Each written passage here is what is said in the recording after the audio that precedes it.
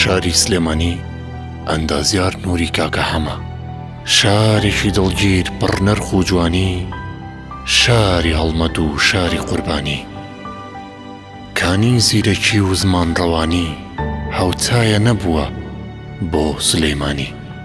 1984 مێژووی میلادە کە بۆت بوو بەشار، شەپۆلی عەشام هەروژمی یەکجار بۆ دامەنی گۆیژە شاری یادگار.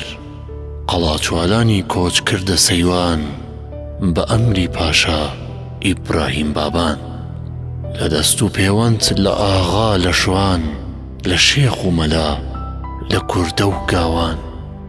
دێ بچووکەکەی بەناو مەڵکەندی بوو بە گەڕەکێ نەما بە گوندی، ڕوو لە برە و بەرزی و بڵندی پڕ جاف و بەگ و پڕ هەمەوەندی. تەپۆڵکەی دەبۆی زەمانی تورکان بوو بە عروسی و دیوانی بابان، ڕاستە شەقام و بازاڕ و دووکان، مزگەوت و ئاش و حەمام و پڕخان. لە خوارووی دەبۆ لە دامەن قەڵا بۆ نوێژ و تاعات بۆ بانگ و سەڵا. پاشا مزگەوتی گەورەی بینانە بناغی عیلم و مەلای بۆ هێنا.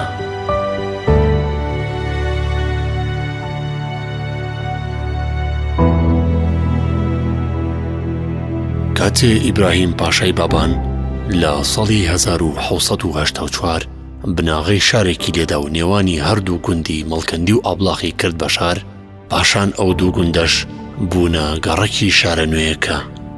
ئیبراهیم پاشا شارە نوێیەکەی ناو لێنا سلەیمانی. سلێمانی بە پێچەوانەی شارەکانی دیکەوە لە بنەڕەتەوە بە شار و پەیتەخت دروستکرا.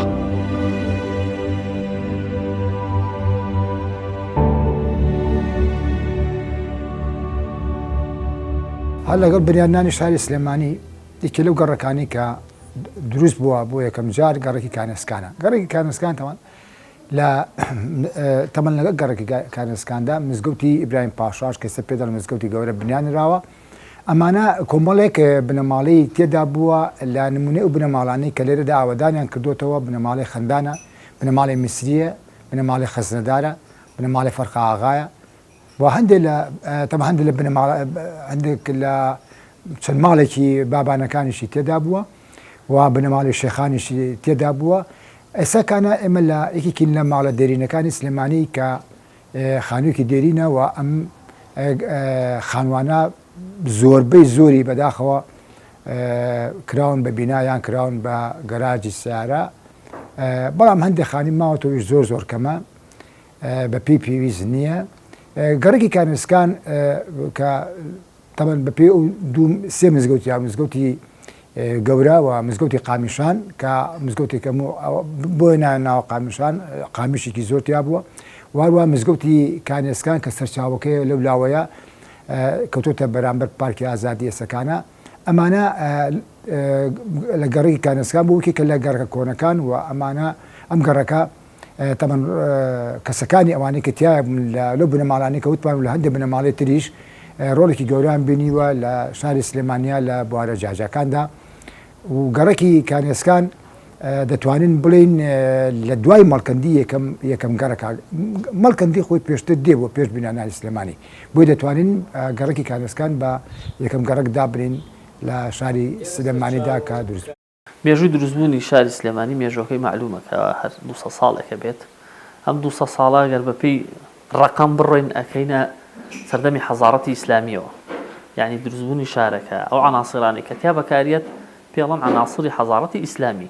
لەو سەردەمەشە دوو ستایل دوو جۆر زاڵ بووە. ئەم دوو جۆرە عناسری پێڵەن عوسمانی لەگەڵ سەفەوی.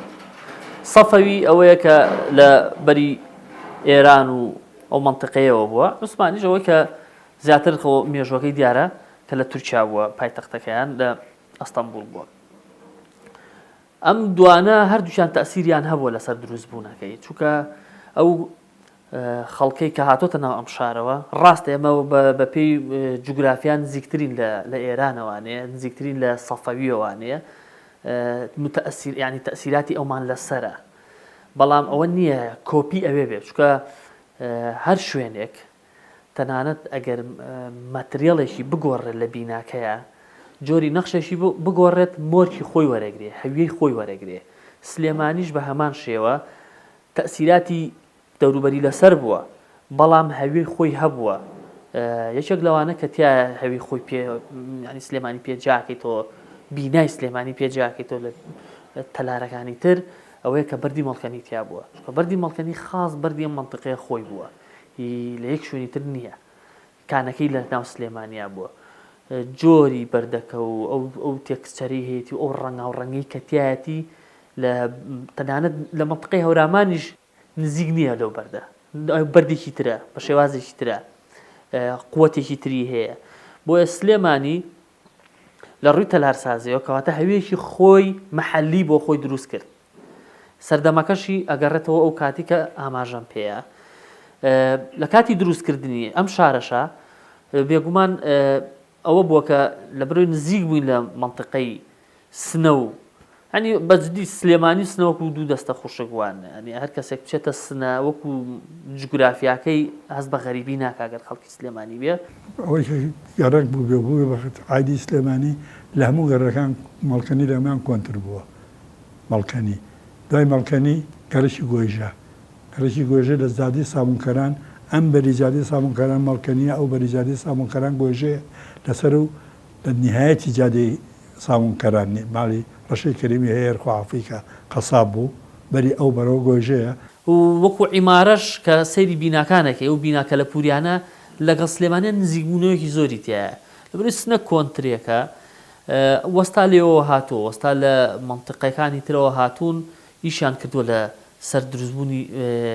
بیناسازی لە سەرکاری بیناسازی لەم شارەیە بەڵام بە مروری زەمن بە پێی کات وەستاش لە ناو سلێمانیا وردە هەڵقوڵاوە و ئەوانیش جێدەستی خۆیان دیاری کردووە لە ئیشەکانیان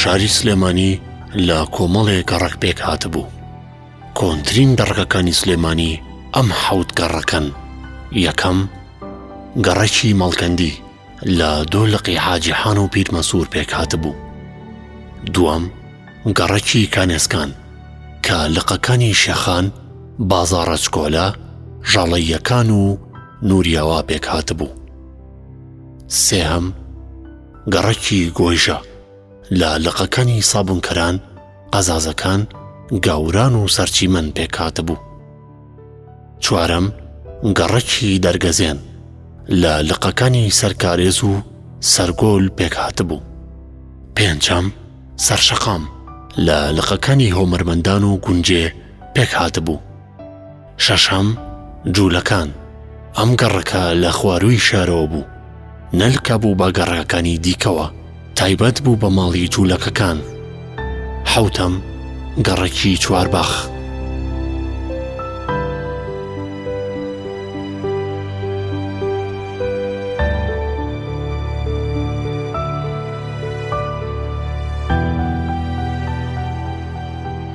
سلێمانی نەک جوانترین شار بۆ لە کوردستانی باشوورە یا لە عێراق بەڵکو یەکێک بوو لە شارە جوانەکانی ڕۆژهەڵاتی ناوەڕاست تەنانەت ئەو گەڕیدانی لە سەدەی کۆتاییەکانی سەدەی هەژدەهەم و سەدەی نۆزدەهەمیش هاتوونتە ئەم شارەوە باز لەوە دەکەن کە ئەم شارە چەند جگە لە پێشکەوتووی وە جوانیەکەشی بەڵام بەداخۆ وێران کرا کورد خۆی وێرانی کرد یەکێکی تر لەو گەڕەکانە کە ئێسەکانە لێ ئێستا گەڕێکی بەر خانەقای پێدەوترێ کە لەو لامانەوە خانەقای مەولانە خادی نەقشبەندیە لەو لامانەوە گەڕێکی سەرشەقامە کە خانەقای مەلا عەلیوانەی لێیە کە لێرە تقریبا 100 مەترە دوورە ئەمەش یەکێکە لە گەڕەکە کۆنەکانی سلێمانی کە چەند بنەماڵەیەک ئاوەدانیان کردوێتەوە لە سەرەتاکانی سەدەی 19دا وەکو ماڵی خوبیلاغای کاکەی وەکو هەند ماڵی تریشمان هەیە مەسەن ماڵی بن حاجی سەردەشتی کە بەشێکیان لێرەدا بوون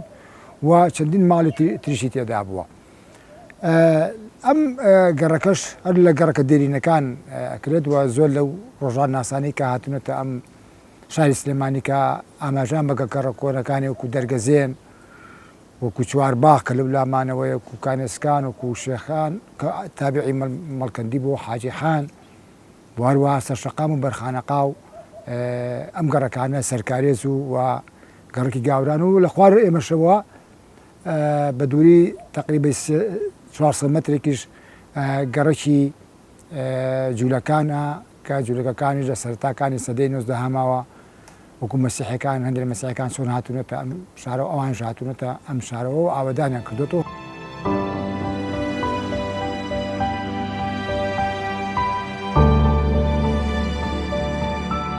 ئەم شارە پێکهاتی کۆمەڵایەتی و ئاینی جیاوازی تێدا بوو، هەموو بەتەبایی و پێکەوە دەژیان.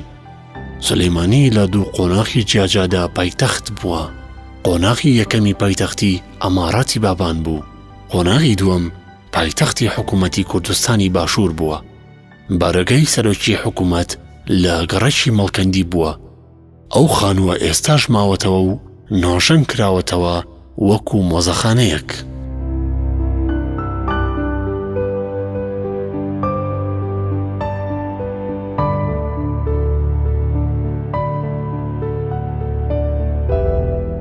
لێرە ئەم ئیشە کراوە وەزیفەی ئەم شوێنە بارەگایە.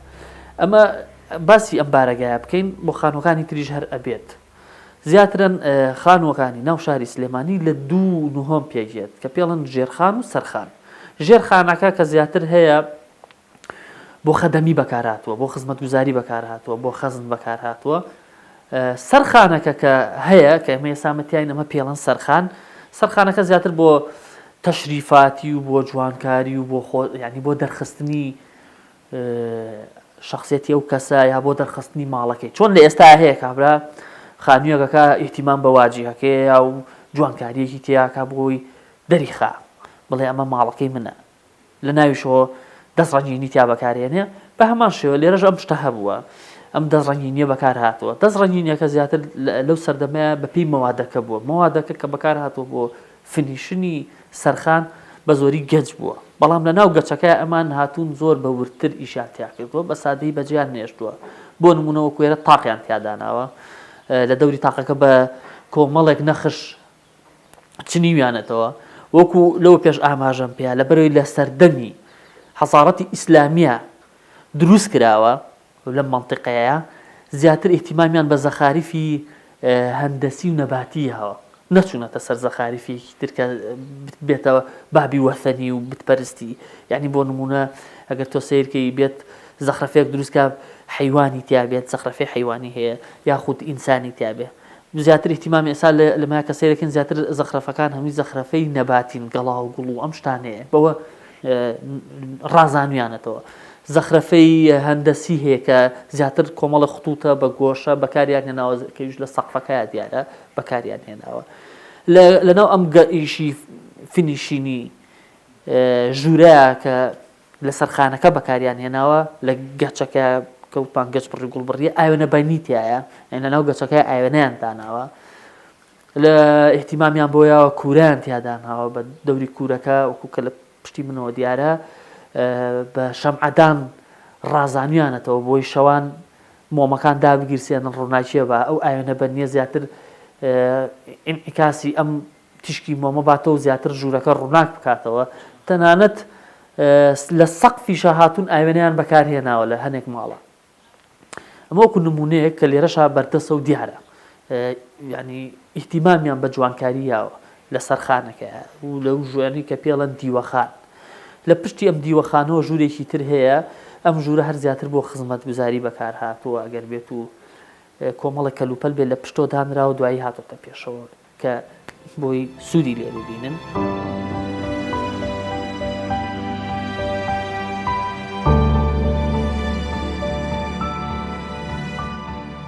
سلێمانی خەڵکانی گەورە و کەسایەتی مەزنی لەخۆ گرتبوو. میر و پاشا و بەگزادەکانی بابان، زانای گەورە و شاعیر و نووسەر و ڕۆژنامەنووس و هونەرمەند، سەرکردەی سیاسی و پیاوی کۆمەڵایەتی، پیشەوەر و هەموو جۆرە کەسایەتیەکانی دیکەی لە ئامێز گرتبوو. تەنانەت بۆ ماوەیەک ماڵی مەلا مستەفای بارزانی دەستێمانی بووە و خۆی و بارزانیەکانی کەسوکاری دوور خرابوونەوە بۆ سلێمانی. بارزانی لە خانوویەکدا لە خوار مزگەوتی هەمزاغای مەسرەف دەژیا تا ئەو کاتەی شێخ لەتیفی حەفید لە دەست بەسەری دەربازی کرد و ڕاوانەی مەهابادی کرد. هەروەها ماوەیەکیش خانەوادەی سەدام حوسێین لە سلێمانی دەژیان و باوکی کە ناسرا بوو بە حسێنی پۆلیس لە خانوویەکدا بوو کە لە نزیک مزگەوتی قامیشان لە گڕەکی کانیاسکان هەڵکەوت بوو.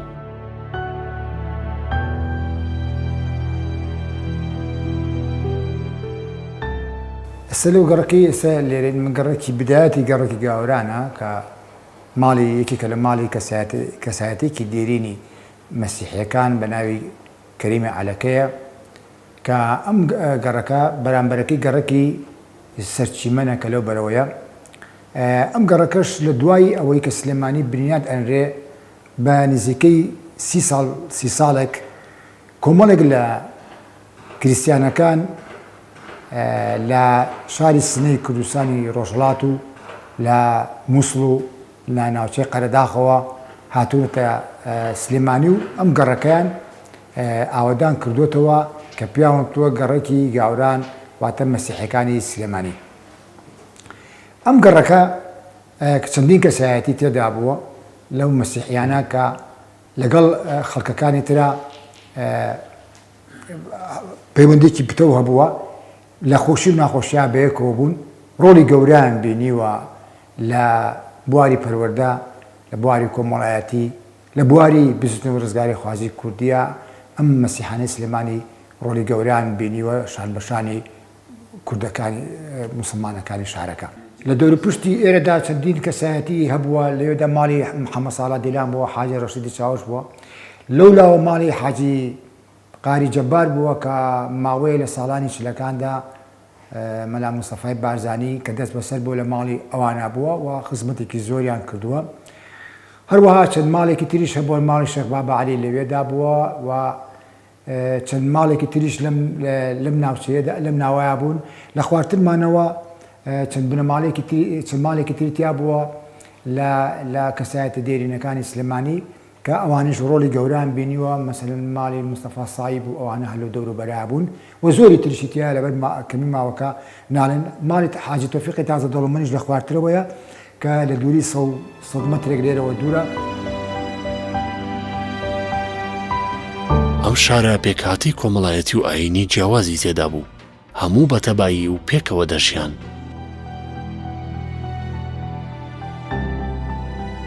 ئەم گەڕەکانە لە سلێمانیدا هەموو گەڕەکانی سلێمانی گەڕەکە دێرینەکان کە ئاماژەمان پێدا هەژار و دەوڵەمەند هەموو بەتەنیش یەکەوە بوون، جیاوازی ئاینیش هەموو بەتەنیش یەکەوە بوون، تەنانەت جیاوازی قەومیشی تێدا بوو چونکە هەندێک بنەماڵە هەیە کە من گەڕام بە دوانە ئەسڵیان کورد نییە، لە شوێنانی ترەوە هاتوون. بنەماڵە هەیە لە جۆرجیا هاتوو، بنەماڵە هەیە لە ئەفغانستان هاتوو، بنەماڵە هەیە لە سیستانەوە هاتوو، بنەماڵە هەیە لە حیجازەوە هاتووە. ئەمانە هەموو بەیەکەوە بوون و وەکو تەبابوون بەیەکەوە و هیچ جیاوازیەک نەبووە و ڕۆڵیشیان بینیوە لە بوارە جیاجەکان لە شاری سلێمانیدا.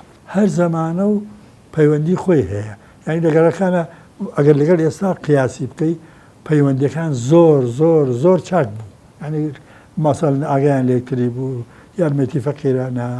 من یەتە خەیاڵم یعنی کۆمەڵێ ماڵکە وەزعیان باش بوو، بەعزێ شتیانە کڕی ئەیان پێچایەوە هێنا ماڵەوە، یعنی بە ئاشکرا بە بناڵەکانیان هێنا چونکە زربەی زۆری خەڵکەکە ئەتوانم بڵێم فەقیر بوو لە سا هەشتای. کەریم عەلەکە لە کاتی جەنگی یەکەمی جیهانیە بەهۆی کەسێکی هەبوو بووە، یارمەتی چەندین کەسی لە مردن ڕزگار کردووە بەهۆی ئەو شەڕەی کە دروست بووە کە دەوڵەتی عوسمانی لەو کاتانەدا ئابوووریەکەی وێران بووە، برسیتێکی گەورە لە شاری سلێمانیە بڵاوبەتەوە. بە پێی توانە کەریمە عەلەکە لەگەڵ چەند کەسایەتێکی تی شاری سلێمانیە چەندین کەسیان لە مردن ڕزگار کردو. یەکێک لەوانە مەسەلەن کە لەگەڵا بووە ئاغا فەتوڵایە و چەندین کەسایەتێکی تریش سلێمانیش هەیە کە یارمەتێکی خەڵکیان ناوە لە کە لەو کاتانەدا برسێتەکە تەنگی پێ هەڵگیری بوون و چەندین بنەماڵا هەل لە ناو خانووەکانی خۆیانە ئەوەی کە فریان نەکەوتون گیانیان لە دەست داوە و هەندێک لە خەڵکی سلێمانیش کە لێدا ماوە نییە باسیکن کە چوتە دەرەوە شارەکە چون گەڵای داریان خواردەوە لەو دەشت و دەرە بەشێکیان لە ڕێگایان مردوون، بەشێکیشیان چوتە هەندێک لە دیاتەکانی دەور پشت بوو ئەوەی لەو برسێتیە ڕزگاریان بێت. ئەوەی کە لە بیرم بێت لە ساڵی 1939 کە حربی عالەمی دووهەم دەستی پێکردووە لە 45 تاوە من لە 45 شاگر خیالم نانێ یەتە بێرم خەڵک فەرەحی پێ هات کە شەر تاوە بووە ئەو 4 ساڵە خەڵکە زۆر ناڕەحەت زۆر ینی لە بیرمێ ماڵی وا هەبوو کلێسی و دراوسێمان بوو ئێمە خانی خۆمانە بوو مانی بە نیو دینار بۆی ناوێرا ینی کاملە لە یەک مانگ نیو دیناری بۆ پێیان هەبوو ئەدی خەڵک لە حربی عالەمی دووەمەکە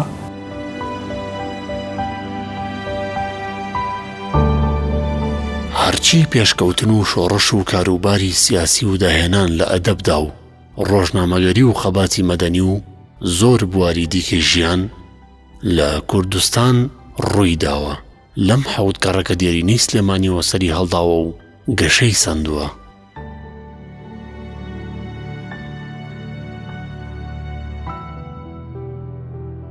هیچێک لەوانە کە ئەم شوێنەیە پێڵەن بارەگای مەلیک مەحموود ئەمە وەکو بارەگا بووە وەکۆی کە خەڵک وەکو وەفد هاتووە بۆ ئێرە وەکو سوڵح کە لێرەك ئیش کراوە لێرەیە نەک وەکو ماڵێک کە تیا بخەوێ وەکو بارەگا کە تیا بەکار هاتەوە بە پێوی کە باسەکەن تەنانەت لێرەوە بە شێوازێکی چۆن هەڵەی مەراسیمی لە جومعانە بەرەو مزگەوتی گەورە ڕۆیشتوون لێرە ئەم ئیشە کراوە وەزیفەی ئەم شوێنە بارەگایە ئەمە باسی ئەم بارەگایە بکەین بۆ خانووەکانی تریژ هەر ئەبێت سەمە لە گەڕێکی گۆژەی کۆن لە ناو ماڵی پیرەمێردان ئەم ماڵە هی کەسێک بووە کە نەک لە سلێمانیدا بۆکو لە سەرانسەری کوردستانیشە ئەم پیاوە ناودار بوو کەسێک بۆ خزمەتێکی زۆری بە بواری ئەدەبی و مێژووی و ڕۆژنامەگەری کوردیشی کردووە پیرمێرد خۆی ئەوە لە ژوورەکە بوو تەبەنەوە سە چاکراوەتەوە نەژە کراوەتەوە و چاپخانەکەشی لەو ژوورانی ئەو بەرەوە بوو لێرەدا وا دەستەی شەپیشمان ئەوە ژووری خۆی بوو لەوێ دانیشت حوشەکەشی لێرەدا بوو کارێزیشی تیا بوو ئەمە ئەو درەختەش هەر کۆن ماوەتەوە کە گەڕێتەوە بۆ کاتی خۆی پیرەمێرد بۆ ئیسراحەتی کردو لێرەدا دانیشتەوە لەو ژوورانەدا پیرەمێرد خزمەتێکی زۆری گەورەی بە کورد کرد و ئەو کەسە بوو کە توانی چەندین کتێب و چەندین وتار بڵاو کاتەوە لە ڕۆژنامەژین و ژیانەکەی و ئەو کتێبانشی کە بڵاو کردوەوە زۆربەی زۆران کتێبی مێژووین و ئەوە کەسێکە تا ئەسەکانە لە ناو کووردا بە هیچ شێوەیە بێچوونەوەی نییە چونکە ئەوەی ئەو کردوتی دەگمەنە لە ناو مێژووی نەتەوەکانی جیهاندا هەر نەتەوەی کە کەسایەتێکی تیاڵکەوێت لە هەموو گەڕەکەەکانی سلێمانیدا ئەگەر بێت و کەسایەتی وکو ئاماژەم پێدا بەڵام ناوەکانن ئەو کەسایەتیانە لە هەموو بارەکانە ڕۆڵی خۆیان بینیوە بواری مێژوویە بۆی ڕۆژنامەیە بوای پەروەردەیە بواری کۆمەڵایەتی بواری زانستیە بواری ئاینی و بوارەکانی سیاسی و ئەوانە تریشە هەموو لەم گەڕەکانە بوون یعنی ڕۆڵی گەوران بینیوە نەک لە سلێمانیدا و نەک لە عێراقیشدا بەڵکو لە سەرانسەری کوردستان و تەنانەت هەندێکیشان هەیە لە دەرەوەی کوردستانی سوورە دەرەوەی وڵاتانی دراوسێش ناوبانگیان دەرکردووە کەسایەتی بوون ڕۆلی گەورانی کلوانە مستەفا پاشای یاموکی شەریف پاشای خەندان سەید پاشای خەندان و زۆر کەسانێکی تریشمانەیە کە ناوەکانیان ناوترێ لێرەدا لەبەرکەی ماوەکە کە ڕۆلی گەوران هەبووە لە هەموو بوارەکانە لە بوارانی کە ئاماژەمان پێدا هەموو لەم خانووان نابن بەڵام بەداخەوە نەوەکانیان خانۆکانیان پاراست نا دەسەڵاتیش خانۆکانی ئەوانی پاراست ئەگەر بمایەتەوە ئەوە معالمی سلێمانی بوو بۆ مێژووی کورد یعنی خەفەتێکی زۆر گەورەسای مەچوونە ماڵی پێشکەمێک کە چوونە ماڵی میزەکی بەک بۆتە گەراج بەڵام من 2015 لە مانگی 11 لەوێ قسەم کرد یەک ژووری ڕووخا بوو سێ بۆتە گەراج یعنی ئەوە تاوانێکی زۆر گەورەیە کە ماڵی مێژونوچێکی گەورەی کورد نەپارێزری لەبەر خاتری پارە بکەیت بە گەراج یا ماڵەکانی تریش بکەیت ئەم خانە تریش ئێستا کە قسەی لەگەڵاکەن ماڵی ناوداری سلێمانیە قوتابخانەی عەبدولیلا لەوایە قوتابخانەیەکی کۆنە کە چەندین خەڵک لە سلێمانیدا لەوێ خوێندوێتی ناپارێزرێ ئەگەر ئەوانەی خوان نایپارێزن دەبوایە حکومەتیش بیپارێستا یان ئەوانەی کە لە سلێمانیا هەبوو بوون ئەو هەبووانە پاران کردات و شۆنانیان نوێژە کردات و خۆی بیان پاراستا چونکە ئەوە بۆنەوەکانیان نەمێنێتەوە شانازینەتەوە بە معالیم و بە کەلەپور و بە شوێنەوار و مێژۆکەوەیەتی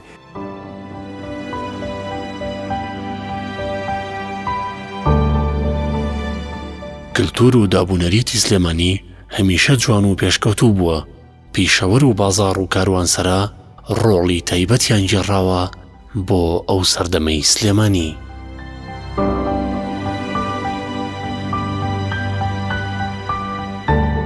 بەگشتی خەڵکی سلێمانی سێ چوار نەوع پیشیان هەبوو.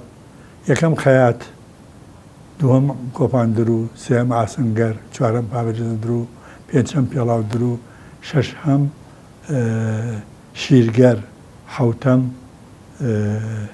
ئاسنگەر. ئەو سنعاتە لە ئەو سنعاتانە لە سلێمانی هەمووی هەبوو. گەرەکی سابوونکەران، گەرەکی سابوونکەران وازانم 6-7 ماڵی تیا بوو کە سابوونیان دروست کرد. ئەو گەرەکە بەشێکیان لە بەری مەڵکەنی بوو، ماڵی مەلاتایەر و ئەوانە، بەشیان هەر لە جادەکە بۆ بەڕوانێ ماڵی سابوونەکان کە دروستیانە کرد. 5-6 ماڵ بوون، هەموو سابوونکەران نەبوو. 5-6 ماڵ بوون سابوونیان دروست کرد. ئیکتیسابی ئەو ناویان کرد بوو بە گەرەکی سابوونکەران لەکوێوە لە حەمامی مفتیەوانە هەتا سەری سابوونکەران. سیرکەین هەر لەو سەردەمەشەوە مادە تەسیری هەبووە، ئەوەی کە متەمەکینتر بووە و توانای دارایەکی باشتر بووە، بێگومان بەرکەوتەی دەرەوە بووە، ینی گەڕاوە. ئەگەر بازرگان بوو بێت لەگەڵ بازرگانی دەرەوەی هاودەنگێکی هەبووە، مناقەشەیان هەبووە، شتی تری بینیوە. نەتیجەی ئەم بینینەوە بەرکەوتە بووە لەوەی کە نەخش و کۆمەڵێک تەرزی جوان جوان ببینێ، بێت بێنێت لە خانووەکەی خۆیان دروستیکە. بۆیە لەناو ئەم شارەشا بە ئەم لایەنە مادیە تەسیراتێکی دروست کردووە. خانوویە کە تا ئێستا ماوەتەوانێ و نەخش و نیگارێکی جوانی تایە، دڵنیا بە هی کەسێکی متەمەکین بووە، هی کەسێک بووە لە ڕووی داراییەوە هەرچۆنێ بێت ئیمکانێتێکی باشی هەبووە لەوەی کە کەسێکی تر کە هەژار نشین بووە، هەر ئەوەنە ئیکتیفای ذاتی خۆی بۆ هێناوە کە چوار دیوار و سەقفێکی هەبێ بەس بۆی تیابژی. ینی ئەو فەرقە هەیە. بۆیە ئەم تەلار و باسی کە باسی قەسر و باسی شوێنی میر و باسی ئەم کەسە بەرزانە ئەەکەین لە ڕووی سیاسیەوە بێ یاخود لە ڕووی کۆمەڵایەتیەوە بێ، ئەمانە خۆیان بیناکانیشان ماوەتەوانێ. پیشەوەریەکانی زۆربەی زۆریان ئەنجا بە حیوانداریشەوە. حیوانداری چونکە گەرەکی مەڵکەنی من خۆم دیومە دوو ڕانی زۆر گەورەدا، ڕانی حیوانی بچووک و ڕانی گاگەلیش، یعنی مەکەڕی زۆر مەشهوری هەلمەش. ئەنجا زراعەتەکەیشان بەشی ئەو بەری مەڵکەنی لە هەموو قەرمانی گەنمەکانم لەبیرەگەن و جۆ شتێک کردوێت. دوای لە ساڵەکانی چلەکانە کەیتر بینا چونکە لە وەختە پێش ئەوە کەم بینا هەبوو لە سلێمانی بەر بێ، زۆر نادر. ئەینا باقیتری هەمووی خشتی قوڕ و سەربارەکەشی قوڕ بوو هەمووی. ئیتر کە بەردی مەڵکەنی پیا بوو، زۆر شوێنی لێ دروستکرا ماڵ بە بەردی کانە بەردەکانی مەڵکەنی. یەکێ لە پیشەکانی خەڵکی مەڵکەنیش چاڵە بەفر بوو، لە زستە لەگۆژە بوو. چاڵەفەکان لەگۆژە بوو. ئەم چاڵە بەفرانە چاڵە هەڵەکە تەقریبن مەخەر ئەم ژوورە کەمتر زیاتر. ئەنجا ئەچون لە سەری گۆژەوە تۆپەڵێکیانی خەوردەوتە خرانەکرد بە پاڵ پیانەنە تلیانە کردەوە چاڵەکە کە چاڵەکە زەلامەی شێلا بە قاچ باشە. هەتا ئەم چاڵە پڕەبووتم یعنیتم ئەنجا خوێیان پێوە کرد، خوێی زۆر لەسەرەوە. ئەمە کەی زستان کەوەتر لە نیایەتی مانگی چەش و ئەوانە ئەچون بە مشاریان بڕی و پارچەی گەورە گەورە، ینی بەقەرە و تەلەڤیزۆریا بەقەرەوەینە بەسەر دوو پارچیان لەوە هێنا و لە بازار مەشهورترین بە فرفرۆش حاجی کەریم بێکراز بخوا ئافریکا هەزار ڕەحمەت لە قەبری. ئەو زۆربەی زۆری بەفرەکان تەوزیعکرای تر بە گەڕەکانە، هەر کەسە بەشی خۆیان کڕی و وردەوەرە پارچەی پسکۆلە پسکۆلەی بەقەر سموقی هەڵوایەک بە ئانەیەک و بە دەفلس و زۆرترین هین بە دەفلس تۆزە گەورە بوو، باقیتری بە ئانەیە. ئاوی سارد ئەوە بەهاوین ئەوەش هەبوو، ئەوش هەموو کەسێنا. ئێوەرانیش بازێ دوکەنارە بۆ فری هەبوو پچوپچوچیە کرد و مناڵێکی یا خۆیەتی ئەیجارە بە کۆڵانەکانە بەفرێ فرۆشت پارچەی بە ئانەیەک. سوتەمەنی لە زۆربەی زۆری دیەکانی شار باژێرەوە لە بەرزنجەوە تا ئاگاتە ئەو مانتیقەوەتایەتەرە هەمووی بە سواری عیبلێ بە باری گوێدرێژ یا یەسر خەڵوز و دار ئەیان کرد و ئەیان هێنا لە سلێمانیان فرۆشت بۆ خەڵکیش دوو شتی هەبوو. یەکێک داری تا خەز دەکرد، یەکی خەڵوزانیان پێوت ژوورێ و یا کەلەبەرێ بوو، ئەو خەڵوزانیانە کرد و تیانە کرد و سستان خۆیان پێگەرمە کردەوە. ئێمە وەکو سلێمانی وەکو تەلاری کە باسی بکەین لەسەر شاری سلێمانی کۆمەڵێک تەرزی تەلارسازی جوانمان هەیە مەحەلیی ئەم شارەیە تایبەتە بەم شارە زۆر پێم خۆشە بێت کە ئەوانەی کە لە بابەتی بیناسازیە کارەکەن ئەوانەی کە لە ناوەندی شاران ئەوانەی لەو حەوگەڕەکە کۆنی شاری سلێمانیان معریفەیەکیان بەرامبەر ئەمە هەبێ و ئینتیمایەکیان بۆ ئەم خانوانە هەبێت بە هەندوەری بگرن نەک بە شێوازێک کە بڵێن دیوارێکی گڵە و ڕووخاوە و هیچ نییە بەڵکو ئەوش خۆی چیرۆشێکی خۆی هەیە ئەوش خۆی مێژوویەکی خۆی جێڕێتەوە کە ئەبێتە هەویەی ئێمە ئەبێتە ڕەسەنایەتی ئێمە.